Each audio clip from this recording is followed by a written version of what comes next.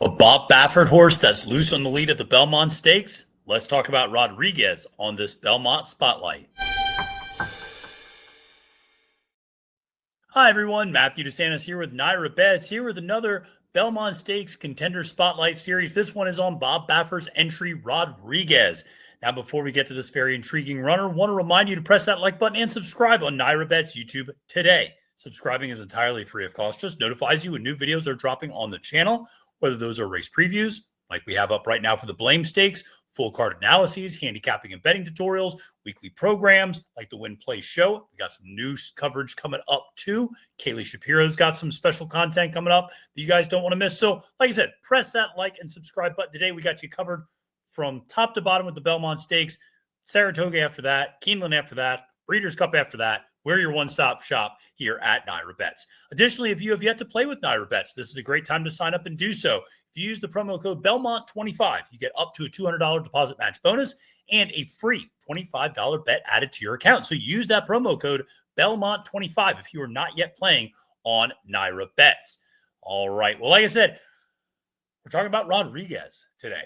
And this is a horse that has taken a long, strange trip to get here. What do I mean by that? Well, he was a horse that was kind of always considered maybe a half step below the real superstar Baffert 3-year-olds. You know, whether it was Citizen Bull, who was your champion 2-year-old, whether it was Barnes, who was the $3.2 million son of Into Mischief that a lot of people had big expectations for. Rodriguez was always kind of thought of as the other compared to those two. And there were even, at other times, horses like Getaway Car and Matticat Road even felt like they were kind of prioritized over Rodriguez. But Rodriguez started to slowly kind of come into his own.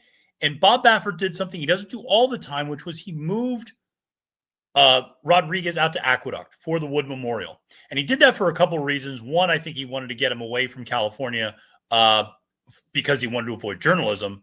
I think the other one, he wanted him to be on the lead, and he knew he could get to the lead in New York. And that's exactly what he did. And Rodriguez wired the field in the Wood Memorial, earned a spot in the Kentucky Derby, but had a little bit of a foot issue flare up, was down at Churchill Downs working out, ends up not running. Baffert scratches him from the Kentucky Derby because Baffert removed him from consideration for the Kentucky Derby and scratched him from the race. Therefore, he was eligible to run back in 2 weeks. And so the plan was for Rodriguez to go to the Preakness. Well, the foot issue lingered on a little bit more, and he ends up getting scratched out of the Preakness as well. So the horse has been scratched out of 2 of the first 3 legs of the Triple Crown. He goes back to California and finally kind of is under the radar and to the point where we're kind of questioning whether or not this horse is actually going to run in the Belmont because there was a lot of buzz that he would, but he hadn't worked out. He finally puts in a workout, big 7 furlong work, and is coming to the Belmont Stakes. And so let's talk about Rodriguez in a little bit more detail and depth. He's going to represent Lone Speed, and we'll get to that in a second. But when you look at the connections, obviously Bob Baffert always is going to attract a lot of attention no matter where he's at. And he had this big glitzy group of 3-year-olds, and really Rodriguez is the only one left running these classic distance races. All of his other horses have proven to be distance limited. They're mile and an eighth at most, mile and a 16th, milers. I think some of them are 7 furlong sprinters. So when you go through that list of Citizen Bull and Barnes and Matticat Road and Getaway Car and Gaming, all these horses that he had, we're not left with as much as we thought maybe at the beginning of the year. And Rodriguez, oddly, is kind of the last one here still running in these big Triple Crown races. You got Mike Smith up on the mount. Listen, you put Mike Smith on a speed horse, usually good things happen. So that's going to be a dangerous combination. Sired by Authentic, who, of course, won the Kentucky Derby. And one of the interesting things that I found in the brief time I was around Baffert at Churchill Downs leading up to the Kentucky Derby when he was speaking with media was he was very confident in Rodriguez's ability to get the distance of the 1.25 miles at Churchill Downs. That did not seem to bother him at all. He kind of had a little bit of a quiet confidence about him with this horse and said, yeah, that's not going to be an issue. He's just like his daddy. He can get 1.25 miles. And of course, Authentic also won the Breeders' Cup Classic going 1.25 miles. So being able to do that and Baffert having that confidence, because the thing is underneath, if you look at Kayala and Cherokee Run, that's a lot more sprint influence. So Authentic, yes, is a solid route influence for sure, but he's still a first crop route influence. So there's a little bit of questions. Well, how good are his runners going to be going 2 turns on the dirt? And so, especially when you underneath that and have the dam side pedigree with mostly sprint. So I think, there were some questions, at least I had, about can Rodriguez get a mile and a quarter? Well, Baffert seemed to have no issues thinking that. And I will say his victory in the Wood Memorial was incredibly impressive. Now, he was alone in the lead, setting his own fractions, and he was able to easily get a mile and an eighth and look plenty strong past the wire and coming back to the winner's circle after that. And I thought that was, like I said, a visually impressive effort. Now, did he beat the greatest group of horses that day? Probably not, but he easily beat a horse like Captain Cook. He easily beat a horse like Grande, who I had big expectations for, and he's had his own kind of foot issues that have been lingering for a little while, but I still think that's a really good horse. So, at least the top couple of horses I thought he beat in that day in the Wood Memorial were pretty solid. Now, you look at his notable efforts, that Wood is really the only win outside of his maiden victory. You look at the second place in the Robert B. Lewis, third place in the San Felipe, running against the likes of Barnes, running against the likes of Journalism, Citizen Bull, etc. Here's what I would say, though, about those efforts. And when we go and look at the past performances, you see it plain as day. He was not allowed to run his race. And this is the point that I've always made about Rodriguez, is when he can run his race, he's dangerous.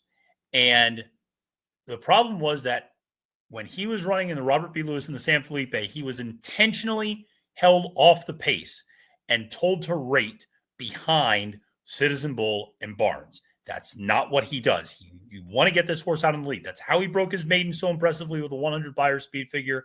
It's how he won the Wood Memorial with a 101 Beyer speed figure. The races where he's had to rate, it's not turned out as well. Okay? So he's a horse that needs to go to the front, and that's when he's going to be most effective. Now, here's the thing. He's going to be alone in the lead in this race. There is no other speed as of right now, at the time of recording this, which is Thursday, May 29th. There's no other speed signed on. There's rumblings. There's rumblings that maybe a horse like Crudo enters, who won the Sir Barton for Todd Pletcher. That horse has very good speed and could potentially challenge Rodriguez. But outside of rumblings, there's really not a lot of confirmation. So if this is a horse that ends up being the lone speed in the race, he's going to have Baeza probably tracking him and stalking him. That's not really Baeza's game. I mean, Baeza, you have to remember, John Sheriff's had another horse, Westwood, entered in the Santa Anita Derby to put the pressure on Citizen Bull so that Baeza didn't have to do it. And Baeza sat behind those two. So Baeza is not necessarily a horse that wants to go a mile and a quarter while stalking a pace being set by Rodriguez. Journalism is going to be sitting third in all likelihood. And then you look at the three other horses, Heart of Honor, Hill Road, and Sovereignty, they all come from the back of the pack. So if the field stays as we assume it might with these 6 runners, Rodriguez has a massive pace advantage over the rest of the field. Baffert seems to think he can do a mile and a quarter. Now, is he better? Is he a better horse than Journalism? Is he a better horse than Sovereignty? I don't think so, but it's not always about who's the better horse on a given day. It's about the race dynamics. It's about the way the track's playing. It's about the pace dynamics, etc. It's who's better that day. And Rodriguez has a chance to be a big upset in this race. And I think it would be foolish to discount this horse. Doesn't mean he's my top choice. I don't have a top choice yet. I have a rough idea of who my top choice is going to be, but it's probably not going to be Rodriguez, but he's going to be in my top 3. I'll tell you that. He's a horse that I think could run a very big race because I don't know anybody who's going to be pressuring him.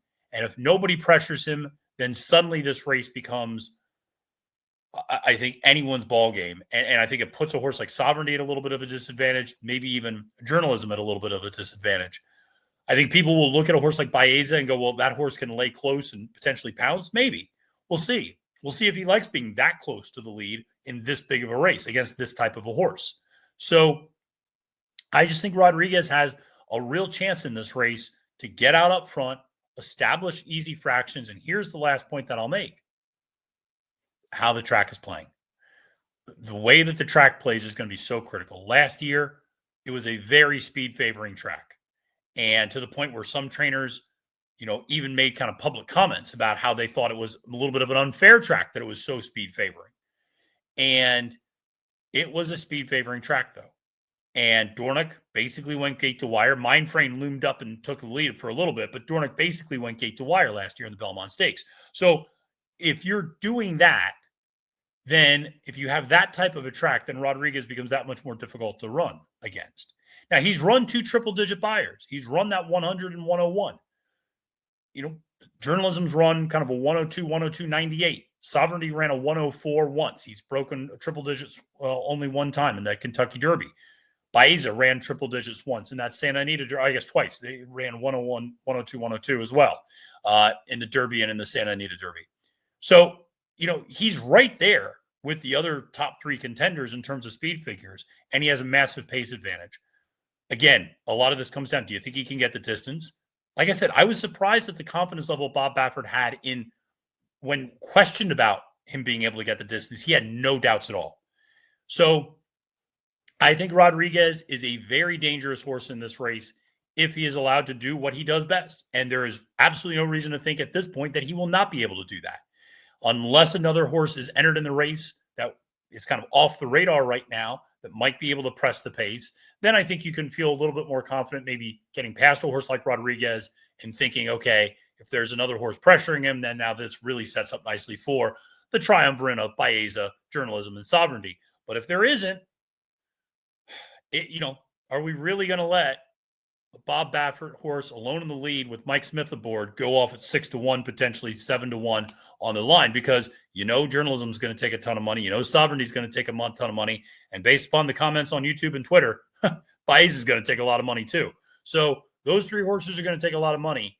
And a horse like Rodriguez is going to be 4th choice. And you could be getting 5-1, 7-1, that range, I'm thinking, on a horse like that. So again, very intriguing runner and going to be a lot of fun to see how this all plays out. But that is going to be the calculation of whether or not he is lone speed in this race. And if he is, then it's just a matter of how far can he take him. And Bob seems to think he can take him all the way around going 1.25 miles. We'll see if that's the case. All right. Well, listen, appreciate everybody tuning into this preview on Rodriguez as our Belmont Stakes Contender Spotlight Series. Want to remind you to use that promo code Belmont25 if you have not yet done so and played on NYRA Bets. What are you waiting for? Make sure to sign up on NYRA Bets today and get that code so you can play with us right away. All right. Well, friends, my name is Matthew DeSantis. Wishing you a great and profitable day at the races and reminding you it's now post time.